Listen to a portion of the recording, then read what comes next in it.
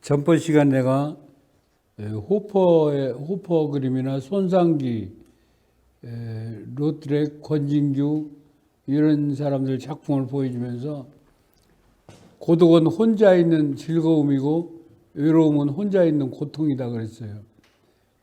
고독한 사람들의 얘기를 쭉 하는데 이 사람은 피그말리온이라는 인류 최초의 그리스 조각가라고 보면 돼요. 그런데 이 피그말리온이 사는 동네에는 유흥가가 많아가지고 순결한 소녀를 찾기 힘들었어요. 그래서 자기가 소녀를 여자를 만들고, 그래서 자기가 여자를 만들어요. 자기가 여자를 만들고 하나님께 기도를 해요. 이런 여자를 꼭 나의 보필로 만들어 주십시오. 바깥에 있는 여자는 다 유흥가 여자들이고 도둑질하고 그래서 순결하지가 않은 것처럼 보여서 자기가 만들어 놓고 빌어요. 어느 날 이 여자한테 자기가 만들어 놓고 반해서 키스를 싹 하는데 입에 온기가 싹 돌아요. 돌아가지고 이 여자가 살아나서 피그말리온의 아내가 되었다는 전설이에요. 전설인데 이걸 심리학에서 많이 이용해요. 피그말리온 효과라고 그래서 뭔가 간절히 원하면 이루어지는 효과, 그것을 심리학에서 피그말리온 효과라고 하는데 많이 이용돼요. 그래서 그것을 나중에 10몇 세기인가? 10한 7, 8세기에 그린 사람 이름을 잊었어요. 누가 그 현장을 생각하고 그린 거예요. 다음. 마찬가지요. 이건 좀 앞면에서 그린 거예요. 다음. 이제 불운과 고독의 화가 고운데요. 여러분들이 별이 빛나는 밤에라는 것을 많이 들어봤을 거예요. 고음은 해바라기 별이 빛나는 밤에 1971년도인가 2년도인가 돈 맥크린이 스타리나에 돼가지고 빈센트 반 고흐를 불렀죠. 그래서 공전에 히트를 쳤는데 이게 별이 빛나는 밤이에요. 별이 빛나는 밤에 여러 개가 있어요. 이 풍경도 있고 다른 것도 있고 마치 별 주위를 이렇게 막 뭔 기운이 떠도는 것 같은 이런 그림인데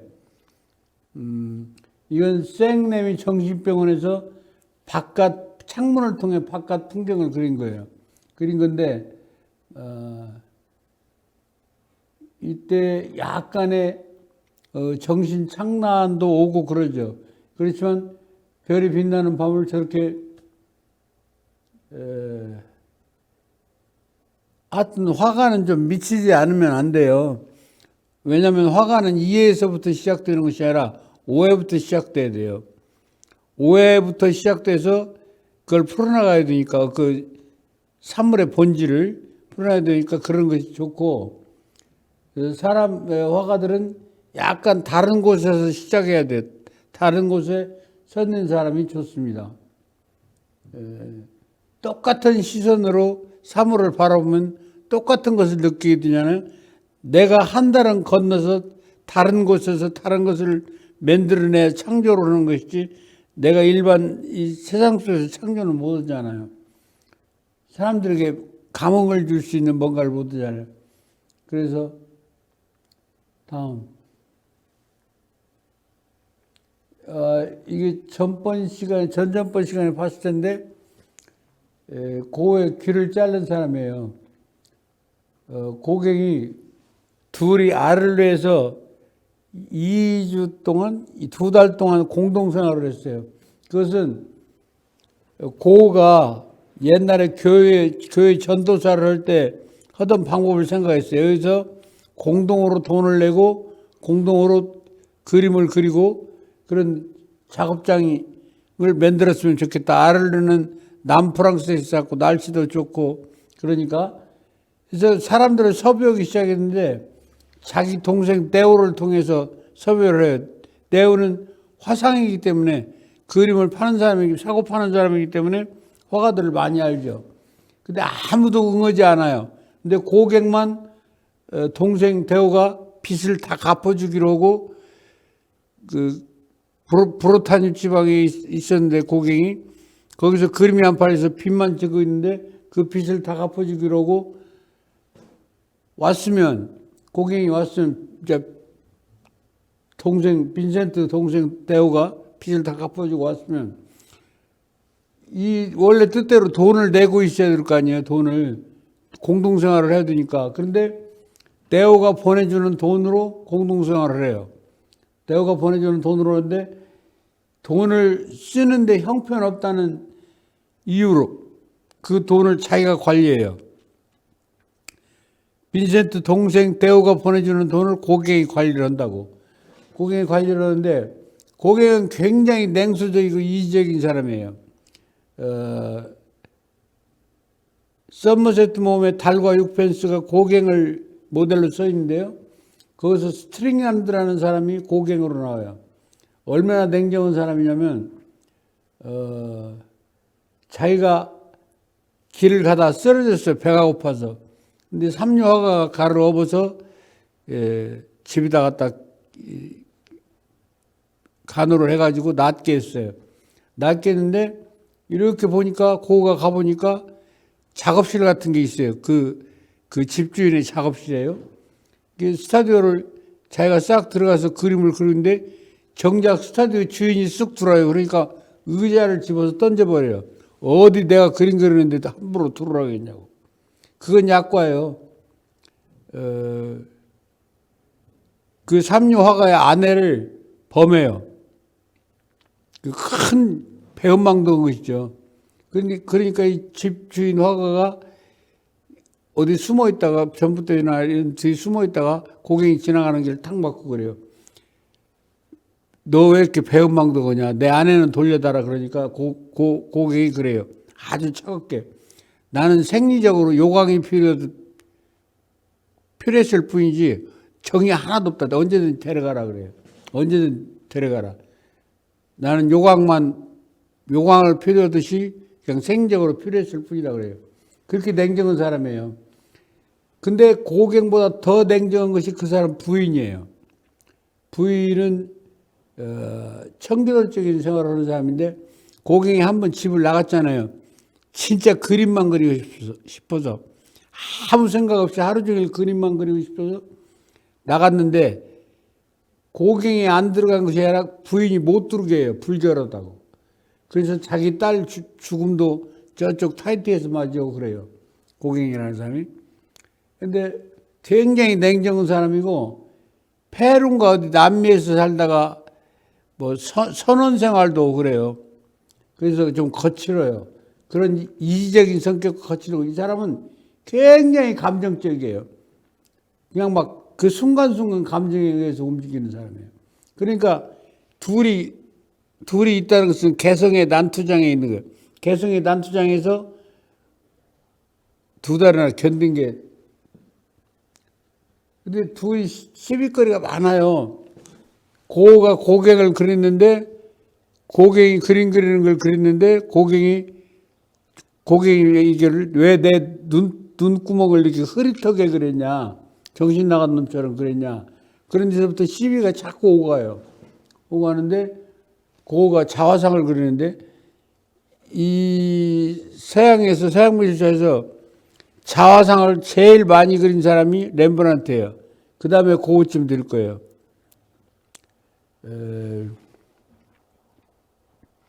고우도 참 자화상을 많이 그리는데 자화상이라는 건 자기 내면을 응시하는 거예요.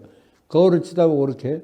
이따 또 자화상의 대사가 하나 나와요. 이따 수업 중에. 근데 지나가면서 귀가 틀렸구만 그래요. 귀가. 대생이 귀가 틀렸다 해요. 드로잉이. 틀렸다 보니까 그리고 고객은 고호가 소개시켜준 유곽집으로 가요. 하는데 고가 이러고 무겁게 앉아있다가 생각났다는 듯이 가가지고 면도칼로 귀를 이렇게 여기 귓볼 여기 조금 뗐어요. 다 자른 것이 아니고 조금 여기 잘라가지고 자기 그림 옆에다 대봐요. 틀리다고 하는 부분만 잘랐어요. 그래 대봐요. 갔거든. 그러니까 면도날을 들고 고갱을 죽이러 가요. 죽이러 가는데 못 이루죠. 그러고서는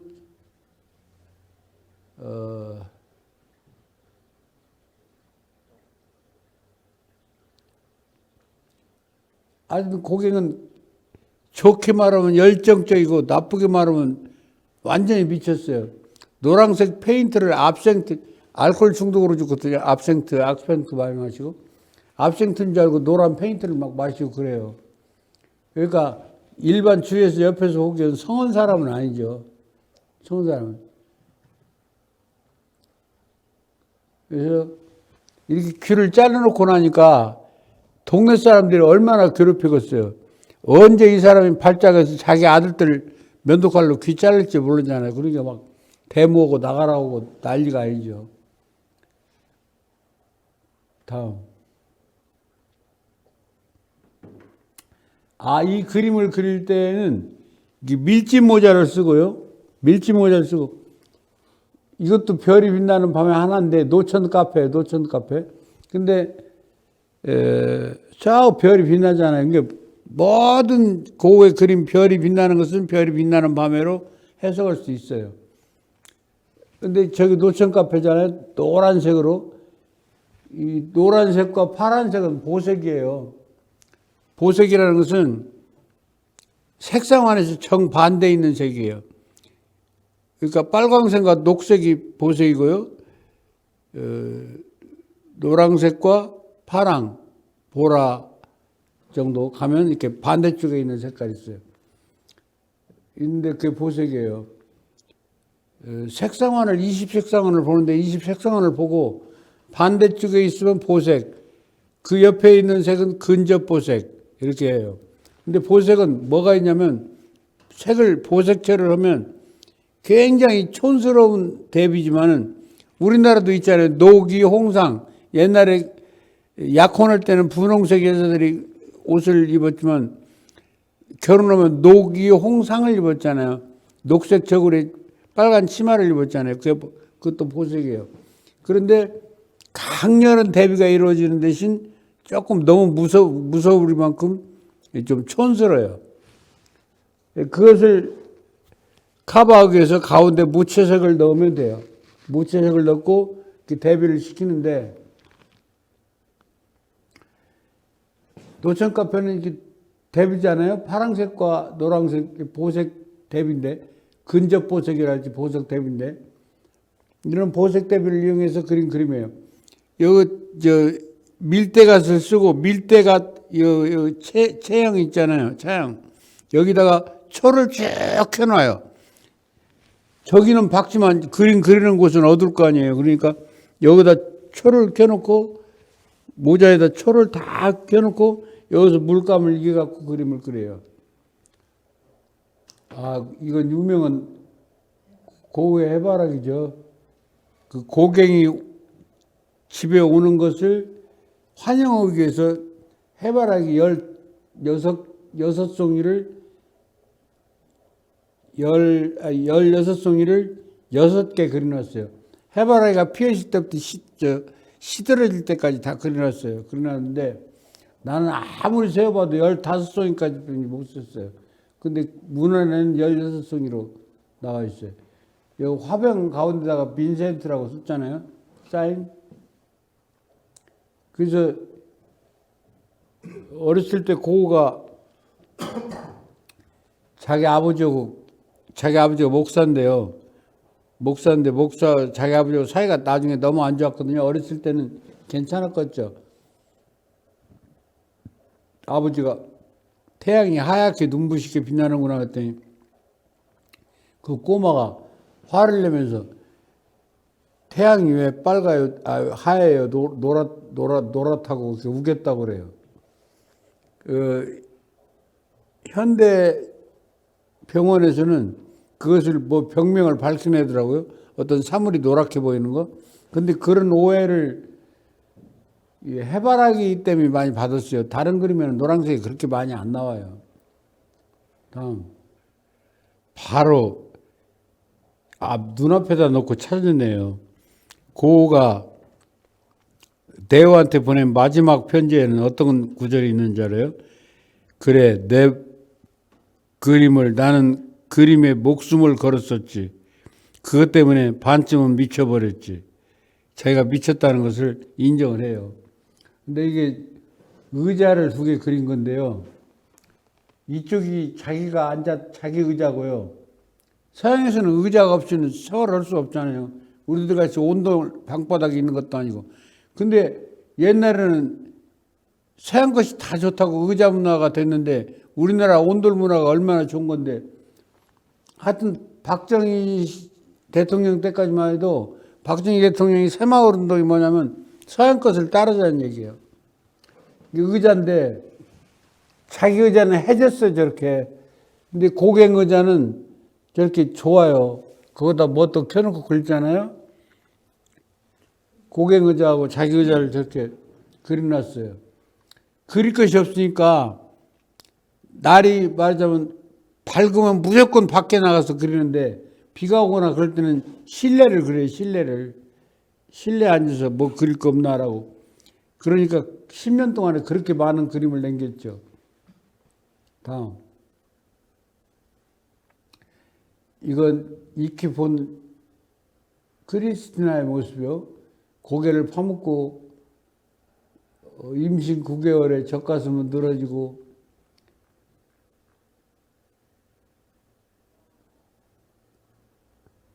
정맥이 뭐라고 하지? 그거 보고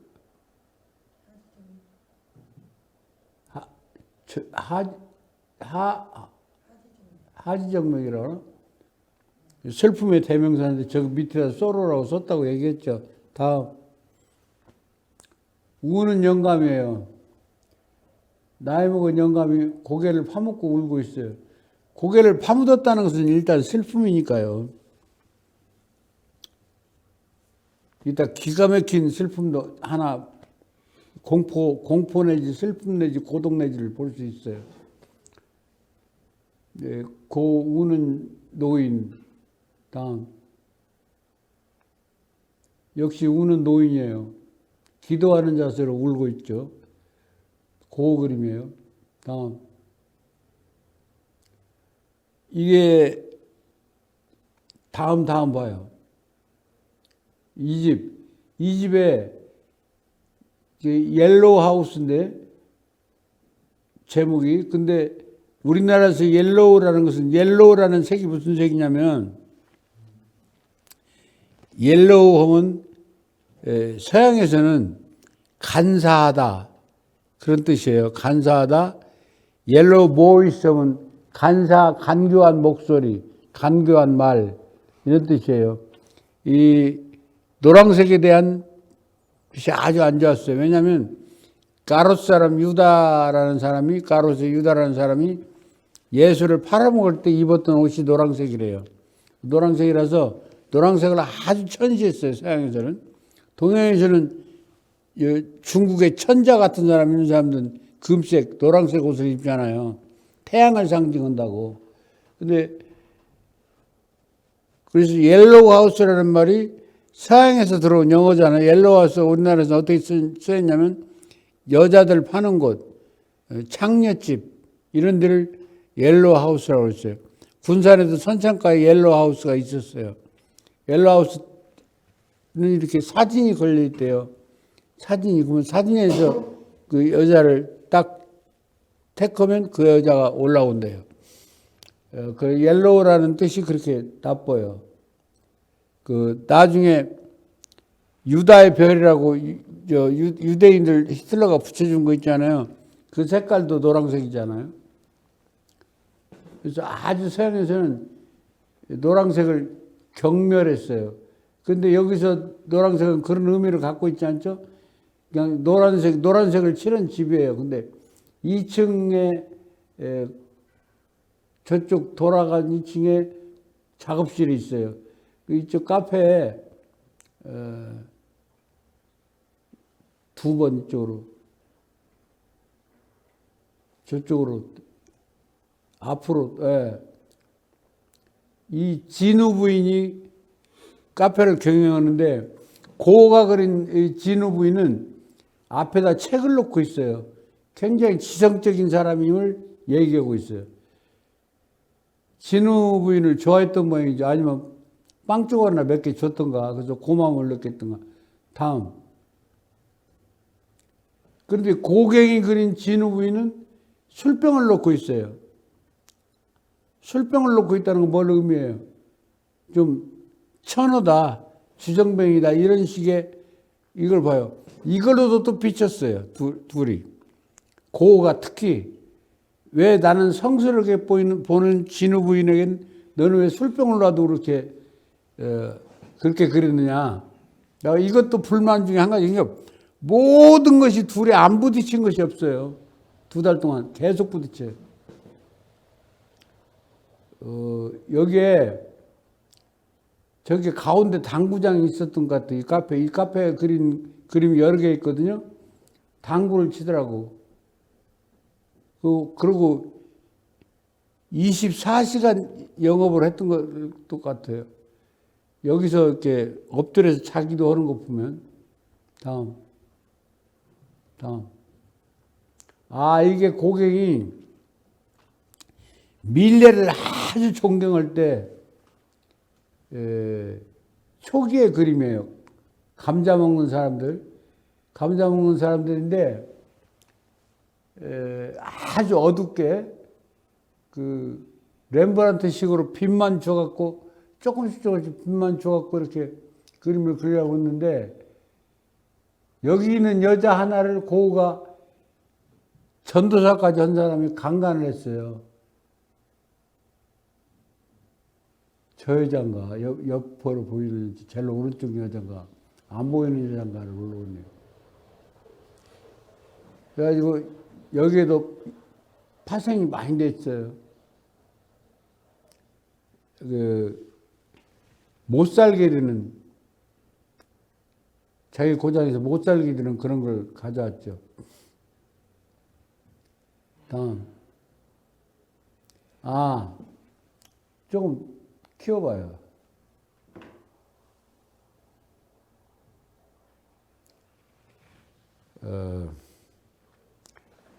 이게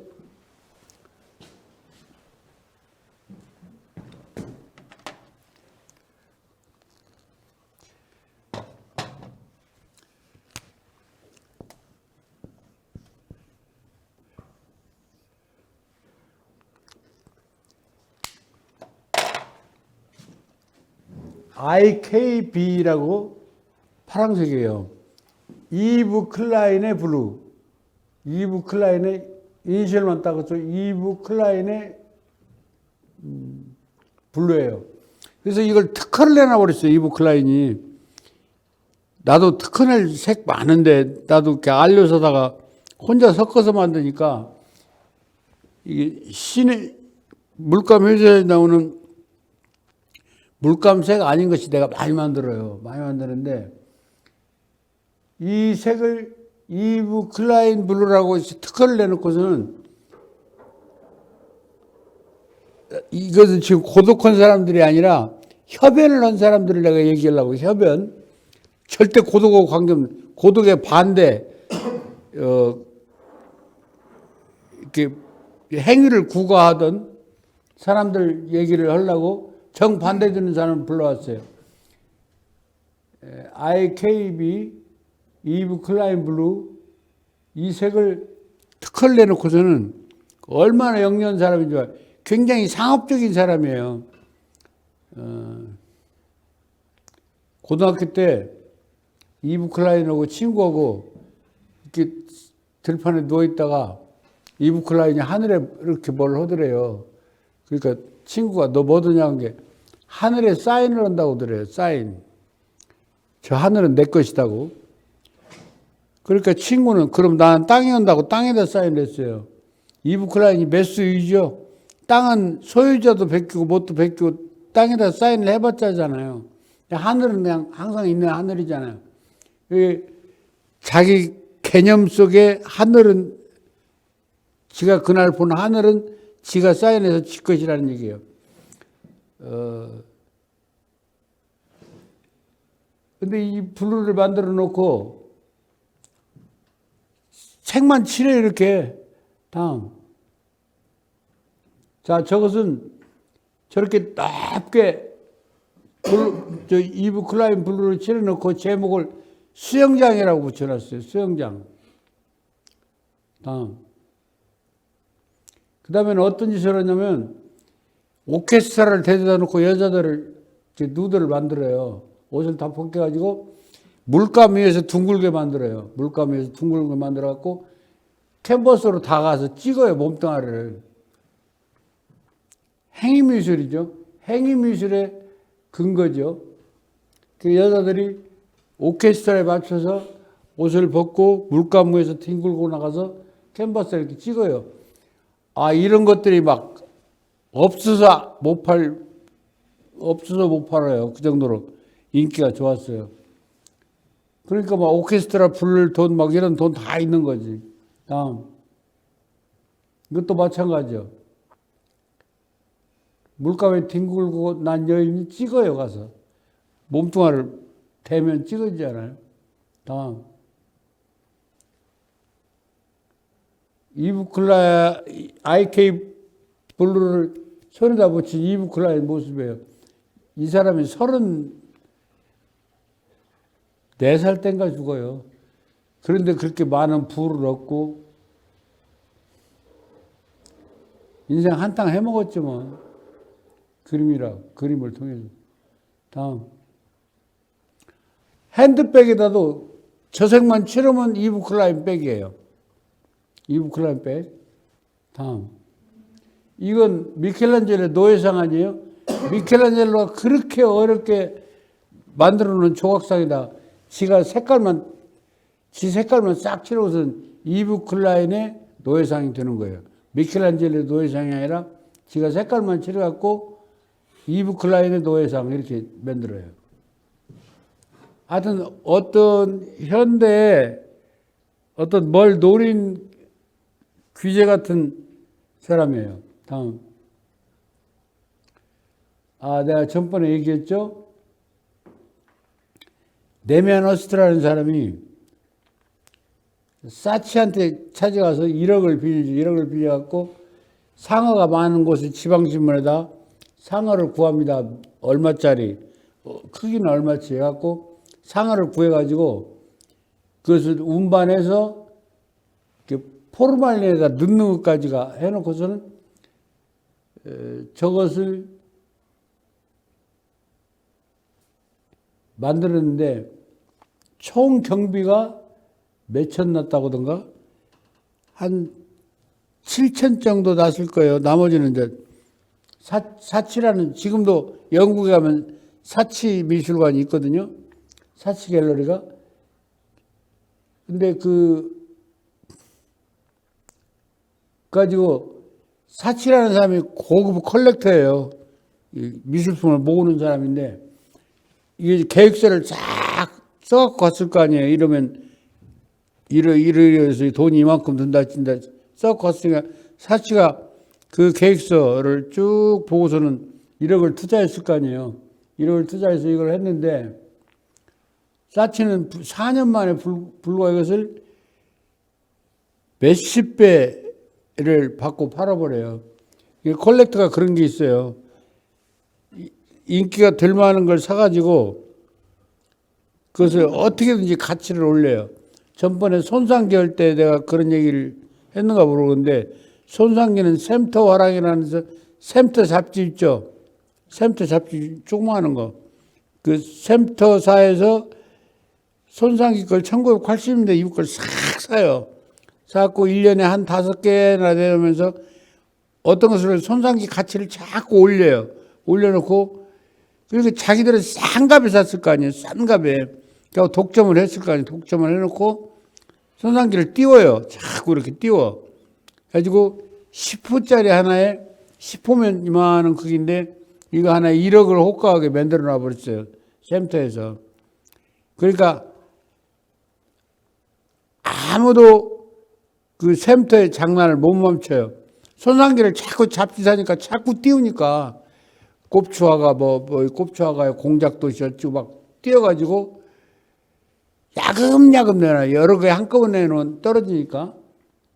그래갖고 네메아너스트 이름도 오르고 사치도 이걸로 돈을 몽땅 벌어요. 다음. 하니까 저 상어가 성공하니까 돼지도 갖다가 저렇게 포르말린에 담그고 나중에는 다음. 말도 담그고 다음. 돼지 반절 쪼개서 담근 것이 없네요. 내가 안 잡아놨네. 내가 넣은 것 같은데. 돼지를 반절을 횡단을 이렇게 쫙 해갖고도 포르말린에 넣어요. 그래갖고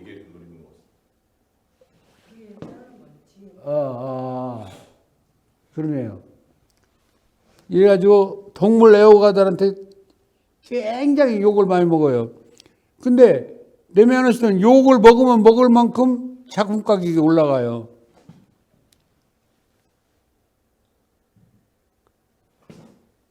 다음. 말도 넣고요. 이렇게 이제 돈을 벌어갖고 이건희 회장하고 필적할 만한 돈 자산가예요. 그래가지고 이제 이 해골에다 다이아몬드를 박는데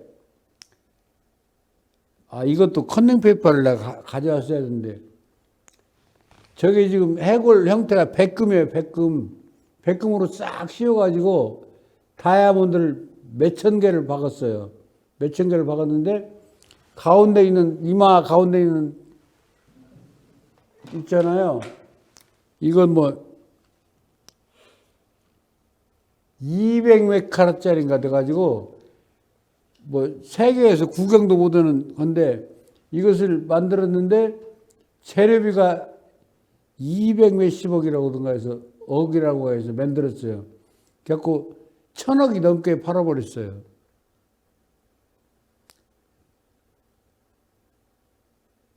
그러니까 이런 사람들은 아까 그 고독하게 절실하게 진실만을 위해서 나갔던 사람들이 있는가 하면 이런 허황된 아이디어만 갖고 승부하는 사람들이 있다 이게요. 다음. 이제 다시 절실한 그림으로 돌아오자고요. 이 그림을 모르는 사람은 없죠.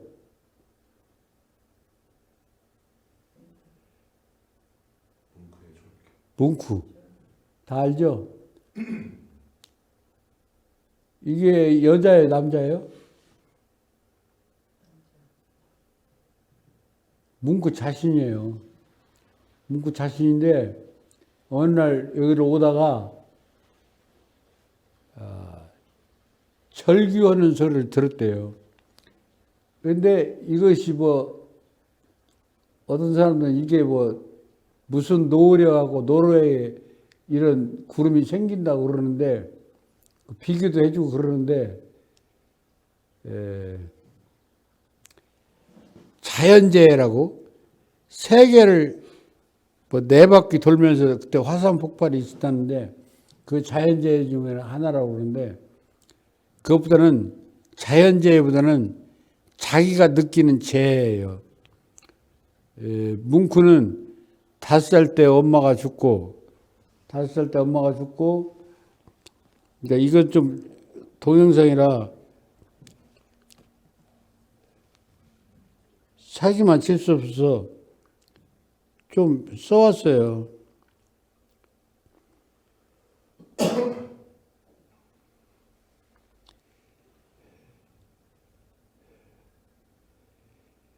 이 노르웨이 사람이거든요. 뭉크는. 그래서 노르웨이에서는 영웅 같은 인물이라 1000크로네짜리 지폐에 뭉크 사진이 나왔어요. 굉장하죠. 화가가 우리나라에서는 신사임당, 세종대왕 정치가들만 나오잖아요. 근데 화가가 집회 주인공으로 나왔다는 거예요. 일본에는 번역가가 만행짜리인가 거기에 나오기도 해요. 그 역사에서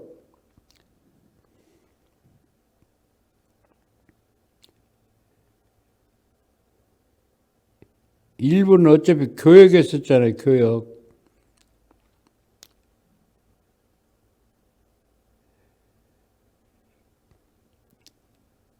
엄마가 5살 때 죽고요. 여동생 한 명은 평생 정신병원에 있었고요. 남동생은 30살 때 폐렴으로 죽고요. 이 사람은 자기도 평생을 병마와 시달렸고요. 알코올 중독에 시달렸고요. 고독, 절망, 우울, 삶과 죽음 사이 공포.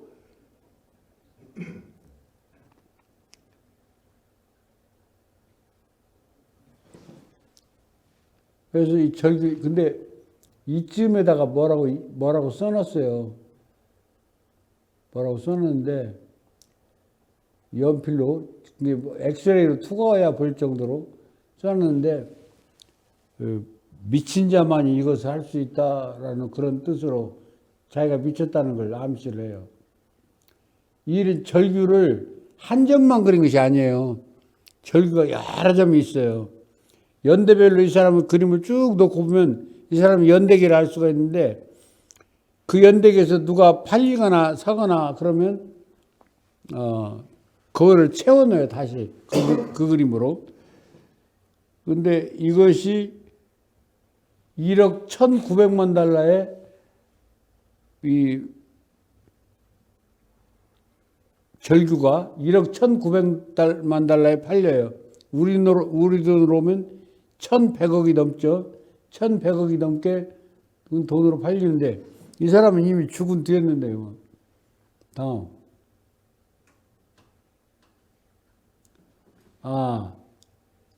지금 자기 집안 얘기일 거예요. 이게 누이 동생이거나 그럴 거예요. 근데 엄마는 죽었는데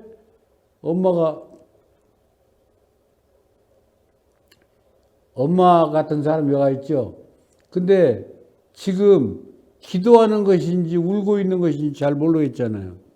기도를 하고 있는 것인지 울고 있는 것인지. 이모래요, 이모.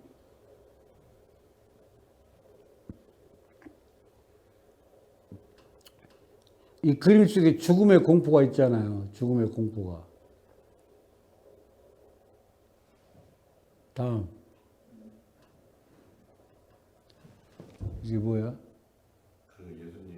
흡혈귀.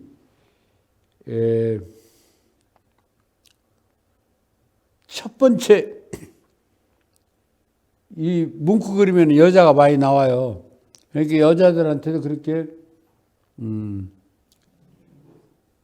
인기가 없지는 않았나 봐요. 평생을 독신으로 살았는데.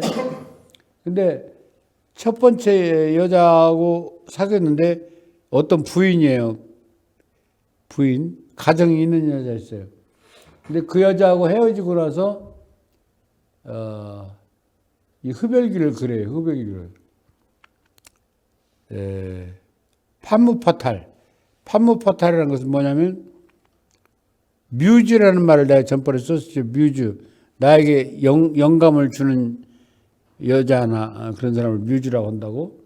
그런데 파무파탈은 뭐냐면 나를 파멸로 이끄는 이성, 여자를 얘기할 때 그래요. 뭐 활락과 쾌락으로 해서 파멸로 이렇게 하겠죠.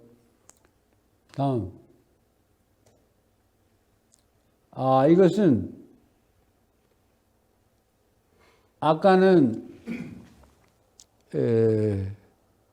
뭉크가 그린 흡혈귀잖아요. 이건 케테 콜비치가 그린 독일인 여러 화가가 그린 흡혈귀예요. 이 사람 거고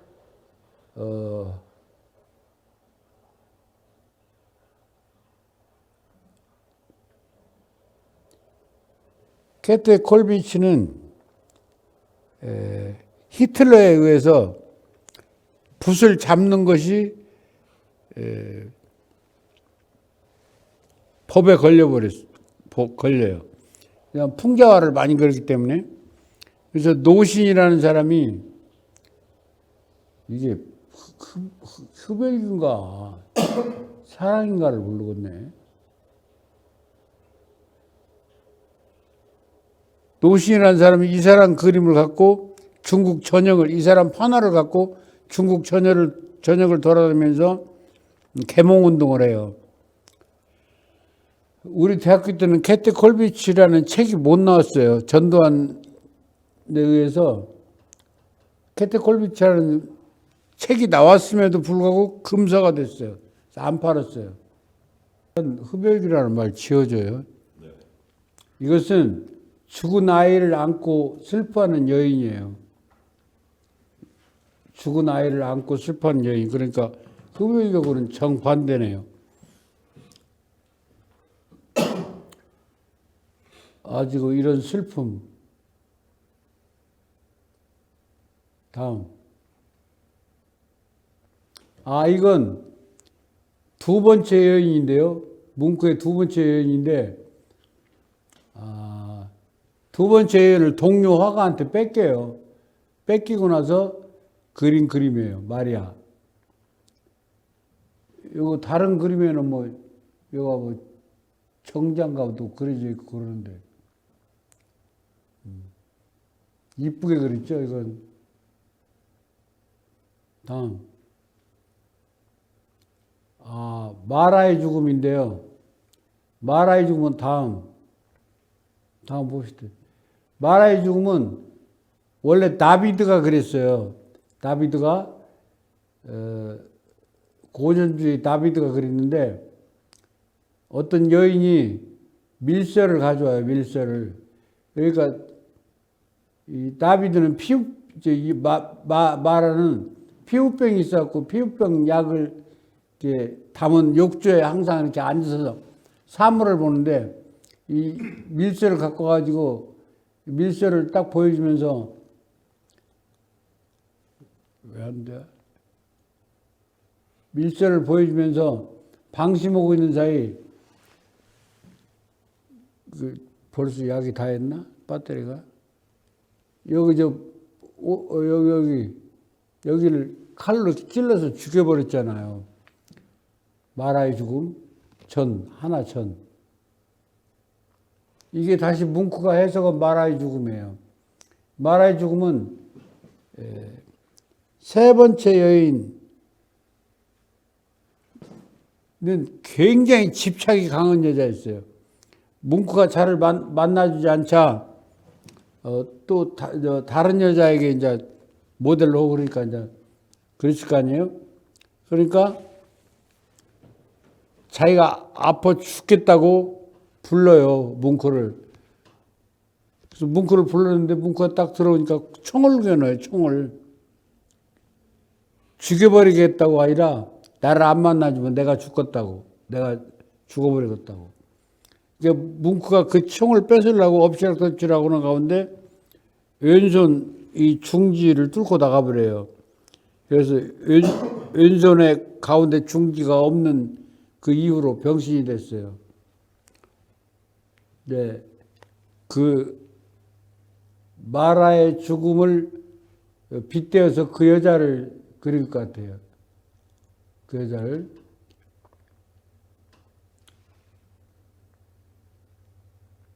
이 사람도 80살까지 살았는데요. 알코올 중독이에요, 역시. 이 사람도 자기가 미쳤다는 걸 자인한 사람이고 평생을 독신으로 지냈어요. 평생을. 다음. 이 그림 참 재밌어요. 이게 가운데 서 있는 남자가 뭉크 자신이거든요. 뭘 기다리고 있잖아요.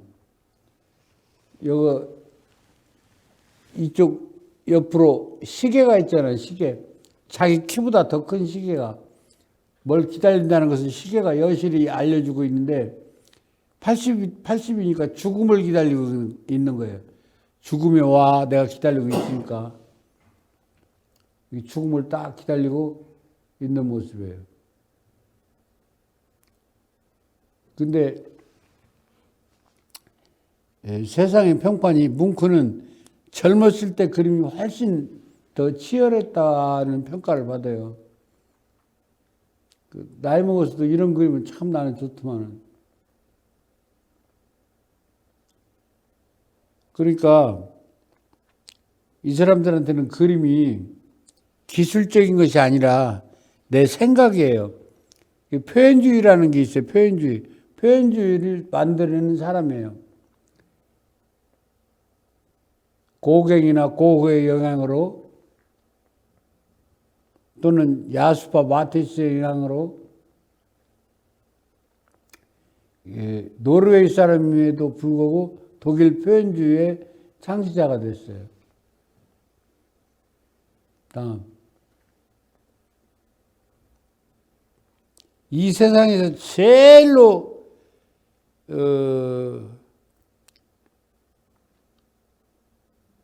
불쌍하게 고독하게 죽은 사람이 중에 하나가 우리나라 나혜석 씨예요. 나혜석 씨는 동경 유학을 가가지고 미술대학을 다녔는데 거의 90% 이상이 자수과였어요. 순원능과. 근데 서양학과에 일본 학생들도 별로 없는 서양학과에 들어가서 학점 받은 걸 보니까 실기가 다 A학점이에요. 우선 성적으로 졸업을 하고 우리나라에 와가지고 외교관인 김우영이를 만나서 결혼을 해요. 결혼하고 김우영이가 파리로 가니까 김우영이를 따라서 파리로 갔어요. 대사로. 갔는데 거기서 최린이라는 독립운동 33인 중에 하나인 최린을 만나가지고 연애를 해요. 그때 당시 큰일 나는 연애를 했어요. 그래서 둘이 같이 밤도 보내고 그랬죠. 그래서 이혼을 당해요. 이혼을 당하는데 그때부터 이 여자가 정조라는 말을 들고 나와요. 정조는 법도 아니고 정조가 무슨 것도 아니고 너희들이 만들어낸 취미에 불과하지 않냐. 왜 남자에게는 정조를 지키라고 하지 않냐. 왜 여자에게만 정조를 만들어 놓고 정조를 지키라고 그러고 옛날에는 유교 사상에서는 정조가 최고의 의미였어요. 여자한테는 정조를 지키라고 그러고 정조를 너희들은 꺾으려고 그러냐. 우리도 너희들 남자와 똑같다. 막 그런 걸 막 신문지상에 막 긁어대고 글을 참 잘 썼어요. 소설도 쓰고. 그래가지고 심지어 여자들에게까지 막 지탄을 받아요. 지나가면 손가락질을 해요, 사람들이. 그래서 생활을 할 수가 없을 정도. 이혼 당해서 아무것도 없고. 그리고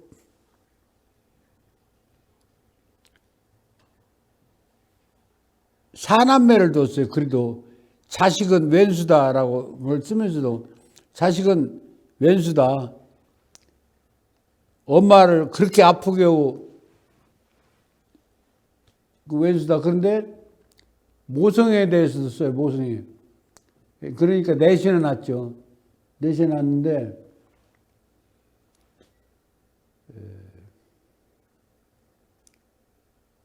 53살에 행렬병자로 죽어요. 행렬병자로. 가진 것이라고는 입었던 낡은 누더기 같은 옷 한 벌뿐이지 소지품도 없어요. 소지품도 없이 이 시대에 일본 유학을 하고 자기 아버지가 군수였었어요. 이 시대에 일본 유학을 하고 파리에서 갔다가 미국을 거쳐서 신여성 중에 신여성이 그렇게 핍박을 받아요. 대중들한테. 그래서 이 사람이 먹고 살려고 개인전 한번 하려고 하는데도 대중의 외면과 음연으로 전시 자체가 안 돼요. 그런데도 이 여자는 오빠가 몇 년만 숨어 있다가 잠자면 나와라. 그런데도 내가 진흙탕에서 미끄러져도 나는 나가서 살겠다 해가지고 나와서 활동을 해요. 대단한 여자예요. 그 세계 3대 비극녀 중에 하나예요. 비극녀.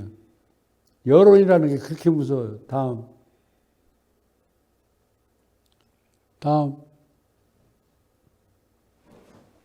나의 속의 그림이에요. 표현주의 영향을 많이 받았어요. 이때 잘 그림을 다듬으려고 그러지 저렇게 그리려고 하는 사람은 없어요. 특히 여자가.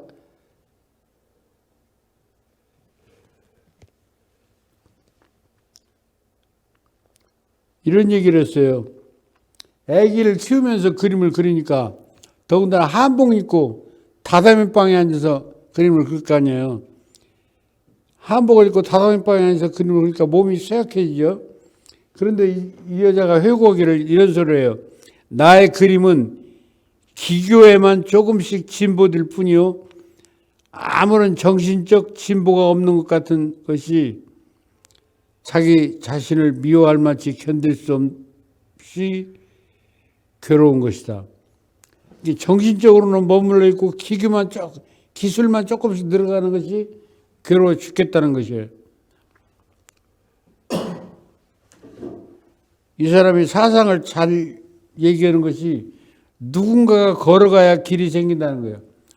이게 가시밭길이고 험난한 길이고 누군가가 먼저 건너가야 길이 생긴다고. 그래서 선구자는 항상 외로워요. 자기가 먼저 걸었어요. 먼저. 걷다 보니까 그 사회적인 지탄을 다 받고 제명을 못 살고 행렬병자로 몰려서 누더기 옷 한 벌 남겨놓고 가죠. 그 사람이 화려했던 시절에 그린 거예요. 다음. 조금 맞춰줘요. 예. 이건 어느 여인의 초상화인데요. 자기는 아니에요.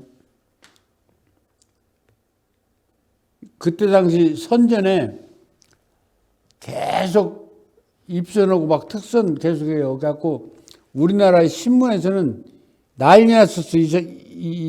나이 제가 젊었을 때 한국의 최초의 여류 화가거든요. 한국의 최초의 여류 화가인데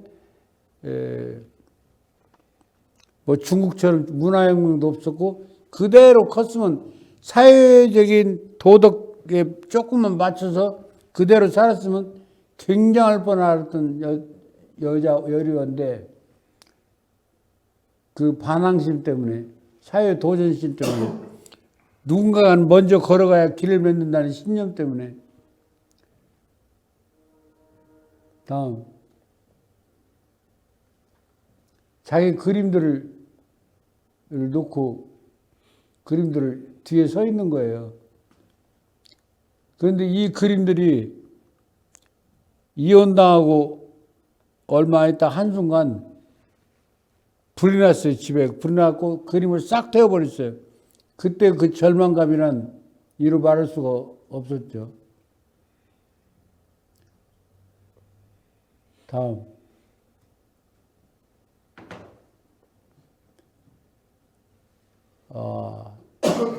이런 그림.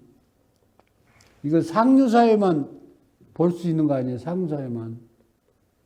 상류사회만 볼 수 있는 그림 아니에요. 이중섭 씨가 신문사 연재소설 사파글이라고 자기 친구 구상 씨가 마련해 주니까 내가 하이야를 타봤나. 하이야가 택시예요. 하이야를 타봤나 뭐 뼈다구도를 실은 여자를 사귀어봤나 않는다고 그랬는데 이 양반은 상류사회에 살았기 때문에. 다음. 이런 그림이요. 강렬하죠. 근데 뭐 기술적으로 그리려고 안 했죠. 아까 여러분들 뭉크에서 봤듯이 표현주의 경향이 강해요. 이 구본웅 꼽초아가 그린 나혜석은 전전번 시간에 봤을 거예요. 다음. 나혜석 그림에.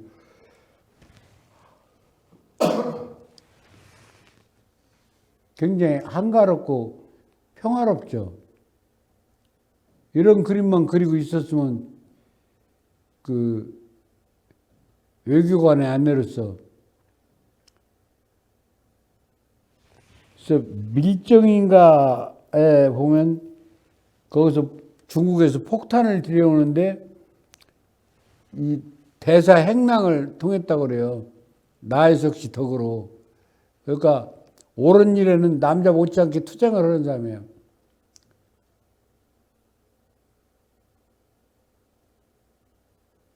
이 사람이 죽은 뒤 몇 개월 있다가 신문에 났어요. 소지품 없음. 뭐 이렇게 쭉 나오다가 성명 나혜석 이렇게 해서 죽었을 때도 사람들이 몰랐어요.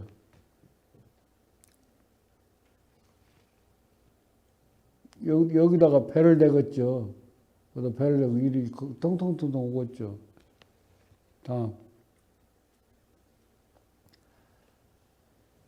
세계 3대 비극적인 여자 중에서 우리나라에 나혜석이 있다면 멕시코에는 이 사람이 있어요. 프리다 칼로.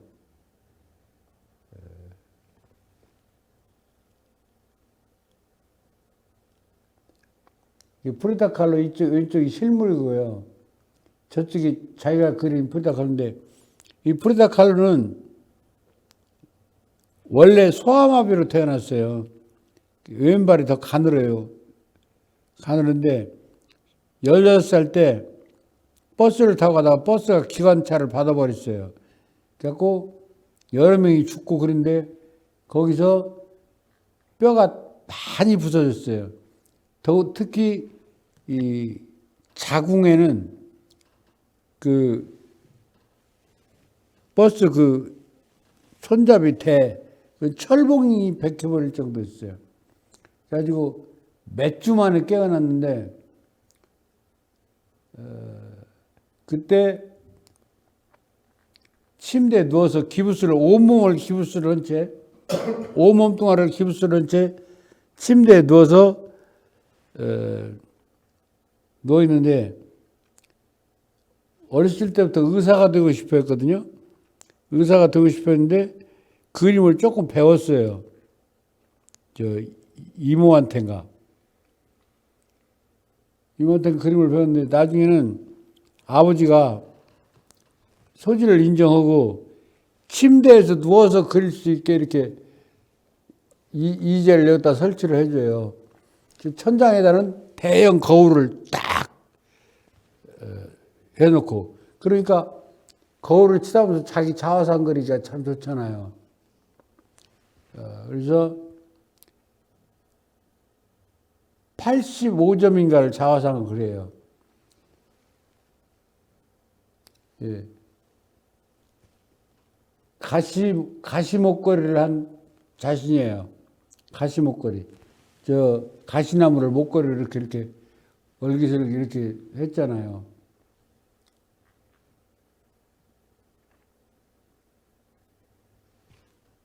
다음. 두 개의 풀이다.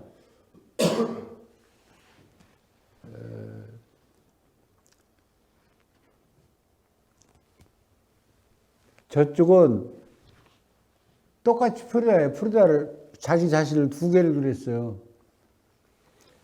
이쪽은 가위로 뭘 끊어요. 생명줄을 끊는 것 같죠. 그리고 프리다가 3번을 유산을 했어요.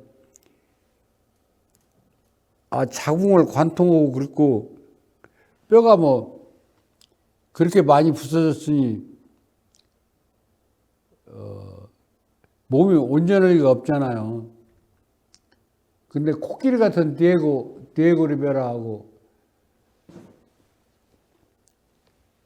나중에는 남편 디에고 리베라가 자기 여동생하고 관계를 하는 걸 보고 이혼해 버리거든요. 근데 이 사람도 만만치 않아요. 프리다 칼로도 남편이 그러니까 사회주의자 지도자격인 사람하고도 간통을 하고 멕시코의 시인하고도 간통을 해요. 그러니까 남편이 그러는 걸 얼마 탓을 안 해요. 자기 여동생하고 하는 것만 보고 화가 냈지.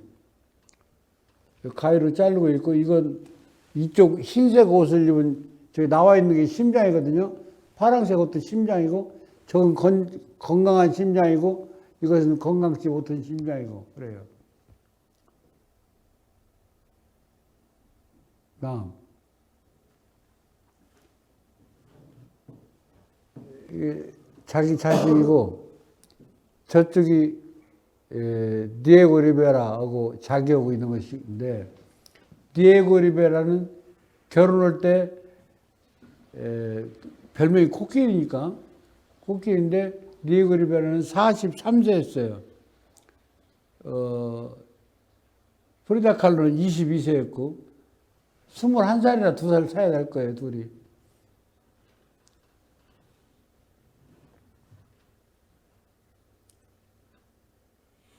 그리고 자기 전시회에 걸어를 못 가니까 침대채 트럭을 타고 가는 광경도 있어요. 침대에 실려서 가서 그림을 봐요. 다음.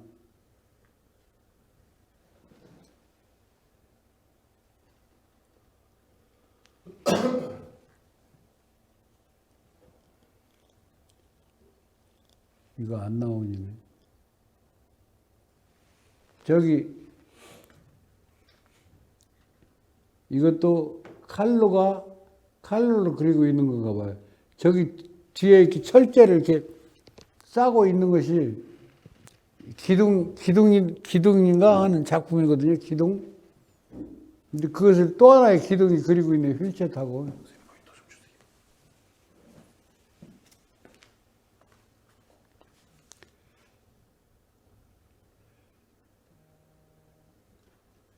다음.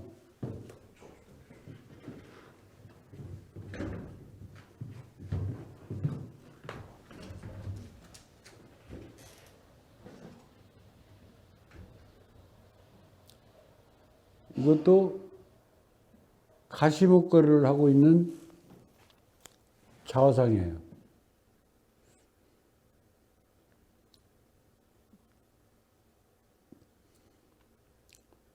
다음.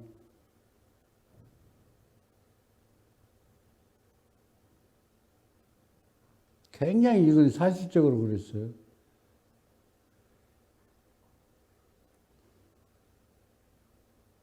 아버지가 사진사였어요, 사진사.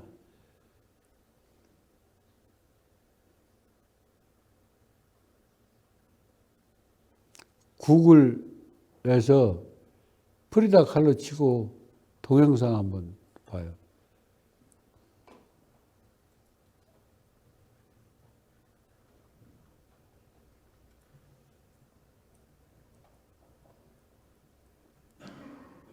프리다 칼로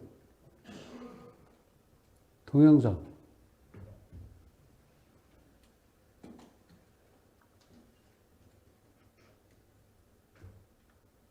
위에로 내려야 저 위에 동영상 있지. 구글인데 없네, 동영상이.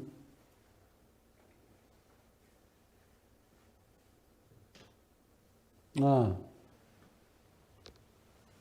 그 두 번째 거. 네.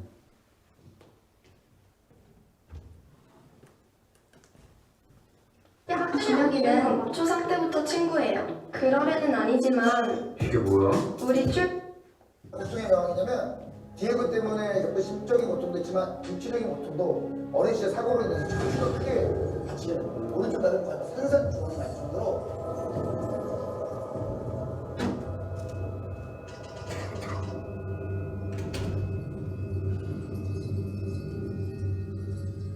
일곱 번의 척추수술 이게 말만 일곱 번이라고. 자, 여러분 이게 궁금해.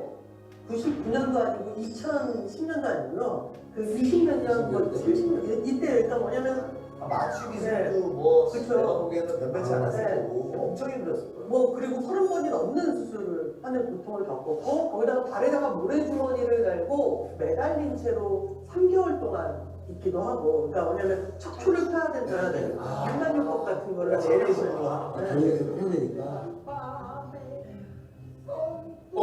그건 굉장히 좀 명확하고 자기 척추 네, 부서진 기둥이라는 이 작품은 평생 부서진 척추로 강철포문이라는 감옥 속에서 살고 있는 자기 자신의 마음. 그래서 결국 그것이 내 척추에만 있는 게 아니라 내 심장을 찌르고 내 정신을 찌르고 있다. 라는 근데 이거 온몸에 뭐 이게 못이 막히는 거예요. 네. 저 보통은 저렇게 표현하는데 근데 진짜 직관적이네요. 직관적으로 그냥 쫙 표현하는데 강렬합니다. 그 느껴져요. 맞아요. 그러니까 그런 민간요법을 쓰면서 그래서 끝내 그녀가 이제 조금씩 걷기도 하고 보조장치를 갖고 하지만 그게 덜 아픈 건 아니잖아요. 걸을 수 있게 되었다는 게. 그리고 3번의 여상을 했어요. 프리다 칼로는. 이 작품 헬리포드 병원은 그녀가 이제 유산을 한 이후에 미국의 병원에 입원을 해서 이제 정말 모든 걸 포기하고 있을 때 디에고가 좀 물감으로 그림이에요. 저는 오늘 이 그림을 처음 봤거든요.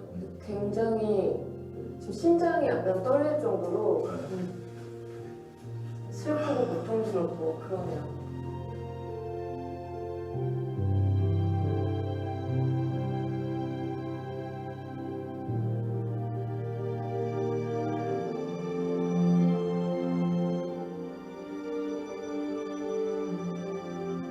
그 아이를 낳아본 사람으로서 그냥 그 전반적인 어떤 그냥 이렇게 다 다가오는 것 같아요.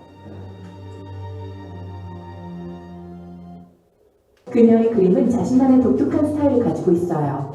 그녀의 일자 눈썹은 상징이 되었죠. 한 번이라도 그녀를 본 적이 있다면 절대 다른 사람으로 착각할 리 없을 거예요. 프리다 칼로는 자신의 평생에 걸친 도전과 고통에서 영감을 받아 뛰어난 예술작품으로 승화시킨 매우 강인한 여성입니다. 프리다는 태어났을 때부터 미스테리한 베일이 쌓여 있었던 것 같습니다. 그녀는 1907년에 태어났지만 본인이 그것을 1910년으로 바꾸었습니다. 3살 더 어려지려고 그런 것이 아니라 1910년에 시작되어 1920년까지 지속된 멕시코 혁명을 기리기 위한 것이었습니다. 멕시코 내전으로도 알려진 이 혁명은 프리다가 사랑하는 조국의 정부와 문화에 큰 영향을 미쳤고 중대한 개혁을 가져왔습니다. 프리다의 어머니 마틸데 칼데로는 멕시코 오아사카 출신이었고 아버지 빌헤로니 칼로는 헝가리계의 독일인 후손이었습니다. 또 프리다에게는 3명의 자매가 있었죠. 어렸을 때 프리다는 건강이 좋지 않았습니다. 6살 때 그녀는 소아마비 진단을 받았는데 그 때문에 프리다는 평생 다리를 절며 다리의 균형이 맞지 않았습니다. 오른쪽 다리가 왼쪽 다리보다 조금 더 가늘었습니다. 긴 치마를 입는 것으로 이 결함을 숨기려고 했지만 여전히 친구들의 놀림을 피하지는 못했습니다. 그럼에도 불구하고 그녀의 강인한 성격 덕분에 그녀는 좋은 학생이었고 창의적인 성격을 갖게 되었습니다. 프리다가 의사가 되고 싶게 만든 것은 자신의 건강상의 문제였을지도 모릅니다. 프리다는 멕시코 시티의 라 프리파토리아라는